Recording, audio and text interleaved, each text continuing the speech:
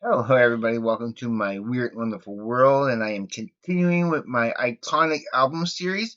And of course, I'm going with the 60s this time. Now, I have 17 on the list here, okay?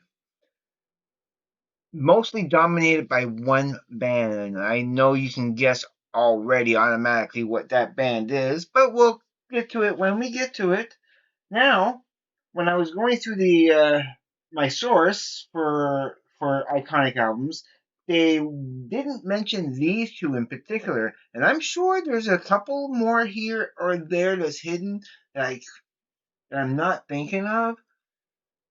Um, from the '60s, of course, but these two in particular, although they're not on the list, they're not really a part of the 17. I'm including them. Okay, these are my two big honorable mentions, and 100% they belong. These are 10 out of 10s.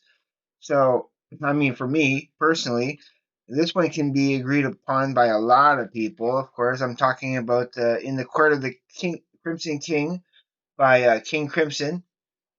Awesome album, iconic for 1969. 100% iconic. It should be and should have been in that list, but it wasn't in there. A lot of these others. But also, mind you, tomorrow I'm also going to make a video again where I'm going to go through all the albums from the 1960s, from that whole decade that I don't have but want in my collection. Okay, I don't know how big the list is. There's going to be a lot of ones I don't want. There's a couple of country music ones in there in that was in that list that I'm not going to be choosing. You know, I'm going to be very selective. It's like these are the ones I absolutely want because I know any of the other ones I'm not going to get to. I'm never going to want to listen to them. Because they're not really my genre of speed up music. But there's quite a few. Now, something I do have, but only as a greatest hits, and they were not on the iconic list that I looked at was Hermit's Hermits. I think they have a lot of great little songs, but do they have an iconic album in the '60s? It didn't show up in any list that I saw, so it was like, but I still personally want to give Herman's Hermits an honorable mention. I think they're wonderful. So yeah, that's one of them. And then there was also this in 1969 too, is Monster Movie by Can. I think it's iconic. I think it's epic. It didn't really it made somebody else's list, but it wasn't on the primary list. But I am going to include it in my list, so it gets a very strong honorable mention and is technically for me part of the list.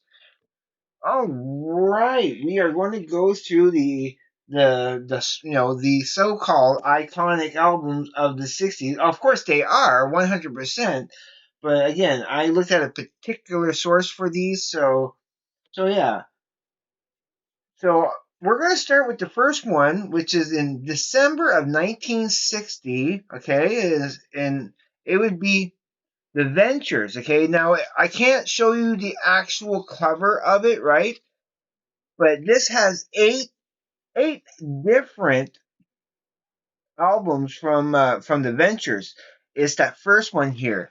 This box set, I could include the entire box set because it's all '60s. It's all '60s music. This one, okay, has "Walk Don't Run," which is 1960. Another Smash, which is their second album in 1961. There's even a couple of singles and yeah, extra bonus tracks. Then on disc two, you get the colorful Ventures of 1961, and then a self-titled album in 1961. So that's on disc two. That's four now already.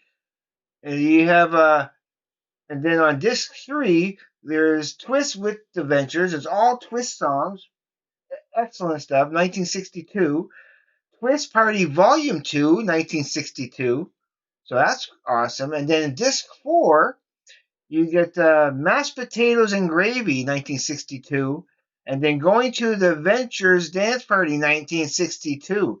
So all of that is within like 8 albums within 3 years between. Yeah, and of course there's bonus tracks of singles and stuff here and there. So this is pretty extensive. I love that 8 classic albums.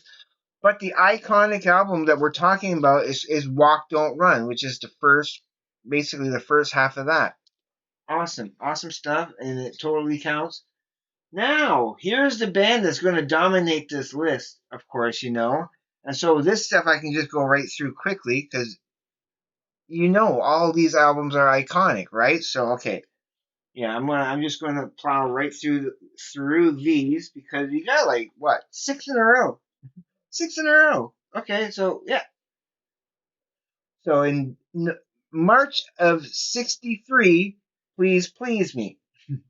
In November of '63, we have with the Beatles. Yes, all iconic albums. With and then Yeah, and then in '64, December of '64. Now you notice there, I'm not mentioning any other albums from any other artist at all between 1963 to at least 1966. Okay, because it's all dominated by you know Beatles for Sale. That was December of '64, of course. In August of '65, you get Help. You know, And then December of '65, you got Rubber Soul. And then you got in August of '66, Revolver. Yes, all iconic albums. So get through that quickly so we can continue with something a little different. So in January of '67, the music scene changes a little bit, and this is an iconic album, the original Doors. So that absolutely 100%. But then now jump back into to Beatlemania, and they come out with their seminal in May of '67, Sergeant Pepper's Lonely Club's Heart.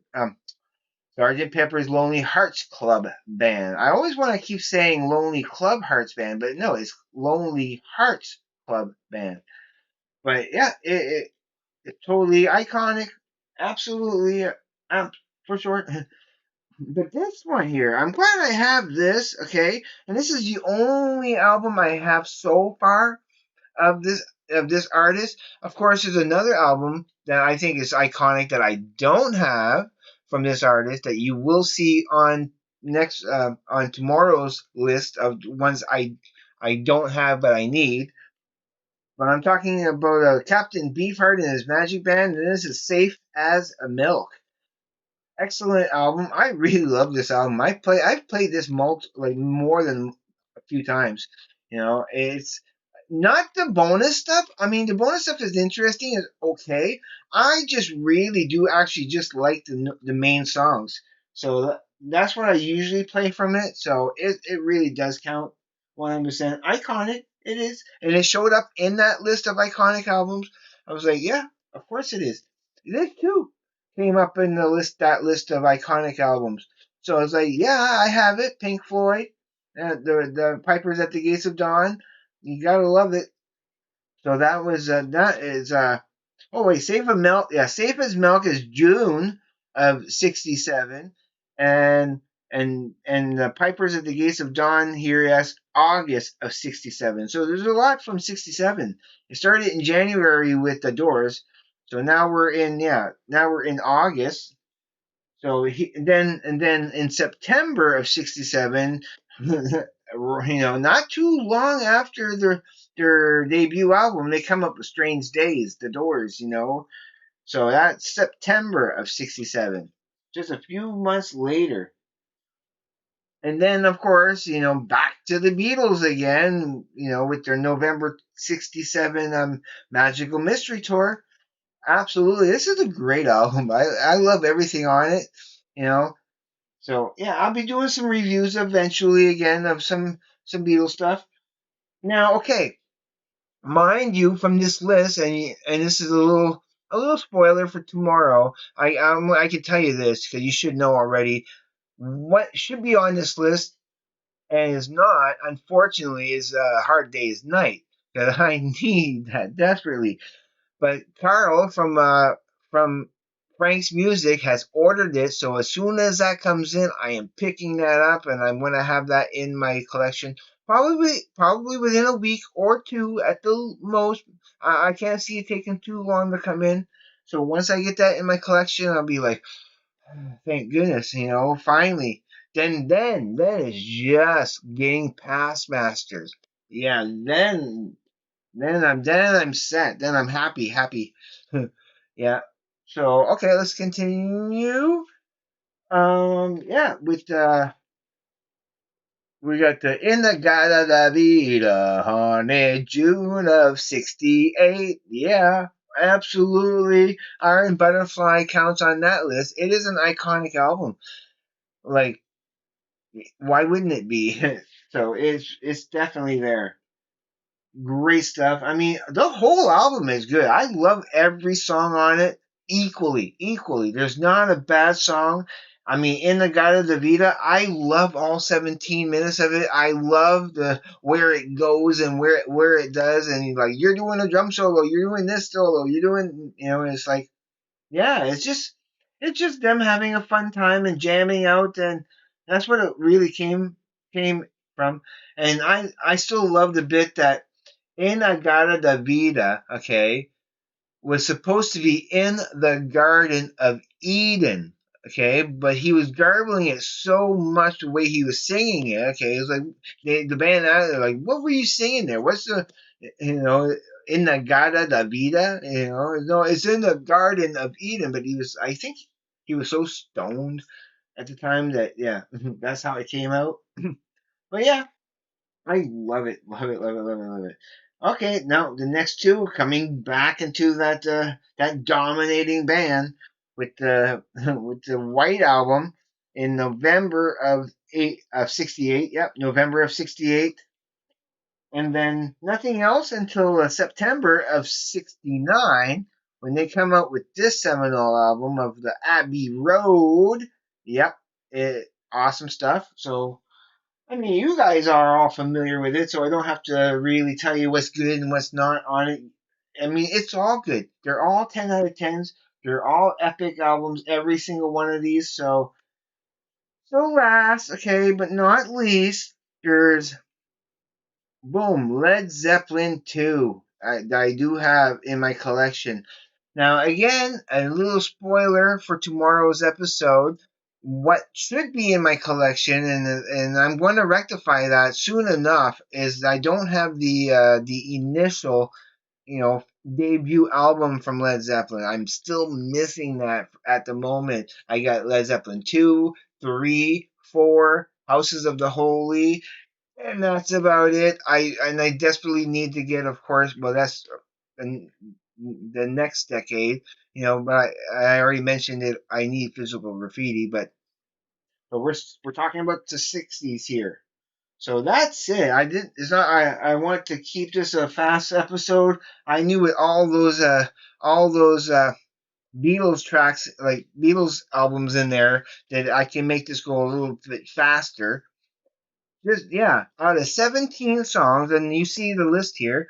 There's the 17 tracks, and they're all in the date order, of course. And then, of course, there's my honorable mentions at the end, and that's the years, of course. Yeah, and because I had to add them, they came up in other people's list of iconic albums, right? So yeah, it's like I have them. I'm including them for sure, but unfortunately, they were not in that main list. But they are mine. Okay, I'm going to let you go and hope you join me tomorrow for the other part of this thing. This is of course going to go right into the playlist for sure. For my iconic albums because I covered first